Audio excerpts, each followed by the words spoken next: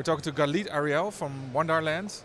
You're a digital hippie. Yes. And you're a believer in augmented reality. I'm a believer. I truly believe that Preach. I preach to augment responsibly because I believe that augmented reality is something that is way beyond a technology itself. It's an interaction platform that will truly merge the digital and physical and create a cyber-human continuum, and that means that the implications and implementations are just mind-blowing, exciting, frightening a little bit, but are definitely going to change the way that we interact with technology. So you feel that this is such a huge implication to humanity that this will really change a lot? I do. I feel that it will be as significant as the World Wide Web, and the difference is that it will actually create the World Wide Web, where we will interact with technology through the physical world, through gestures, and through objects that already are there. And we'll just add layers and interactions and rituals to them, and it's just super exciting, and I can't wait for everybody to augment all the time.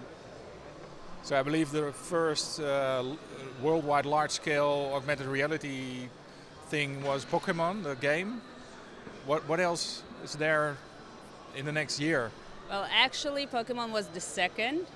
Many people don't react to Snapchat lenses and filters as augmented reality, but it's actually a far more sophisticated way to augment reality. It's a real-time filter that reacts to our facial gestures.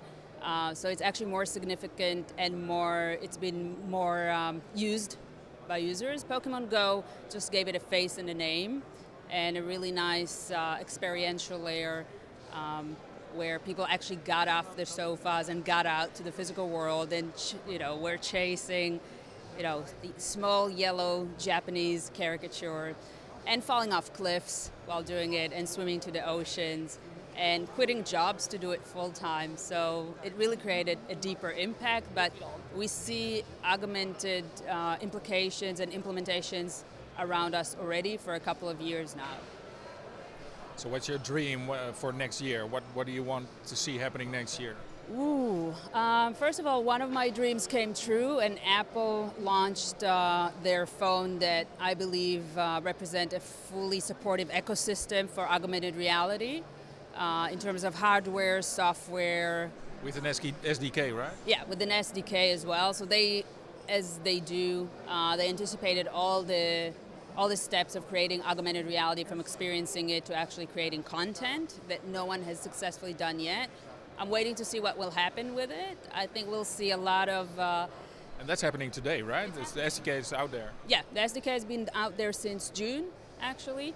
I think it will take a little bit more time till we see really meaningful apps and interactions happening. Right now, we still have the more banal kind of objects plunked in our environment, but they don't give added value yet. But as time evolves, we'll learn how to use technology layers within our spaces, and then really amazing things will happen.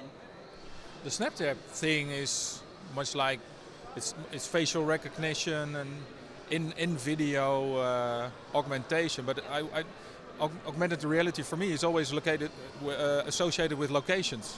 Well, not necessarily. If we can augment our physical presence, and if we can augment our presence in other spaces, this is also augmented reality.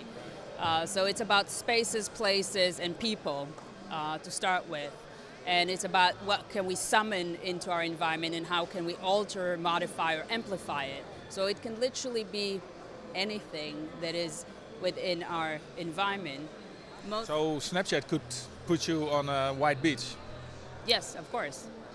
That could be a filter. And yeah. Well, we're already using beautifying filters, and we have magic mirrors in retail shops, and you can now see yourself wearing the clothing on the beach, which is quite amazing. So, I think the options are limitless. It's really the question of what are we going to do with it, because now we're able to do anything and everything. That's another augmenting thing then, maybe. I saw a Karl Lagerfeld shop in Paris where they had augmented reality mirrors where you see the clothing on you. But that's not a broad, wide widespread used thing yet, right? You see things like that getting broader? Well, you see it, but again, it's all about purpose and value. So one thing of seeing the clothing draping on top of you, that's really great, but most people also want to feel them and walk around with them. So there's going to be a little bit more time till we're going to have a fully multi-sensory application of augmented reality, and we'll have different layers. Right now we're using it mostly for visual augmented reality, but we will have sonic and scent augmented reality, which give a completely different way of experiencing reality in new ways. But it's all happening right now, and are you ready for it? Well, what do we do if we want to be ready? What we do is we learn to become multidisciplinary again. And I feel that the digital world verged into being a specialist in channels and activations. And there's a time now for the digital expertise to kind of like take 2 steps back and look at the physical reality, reevaluate the experience we have, and build on top of it.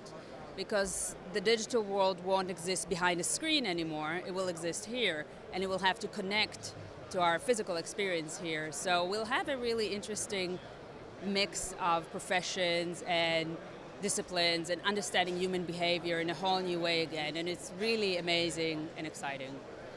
Thank you very much.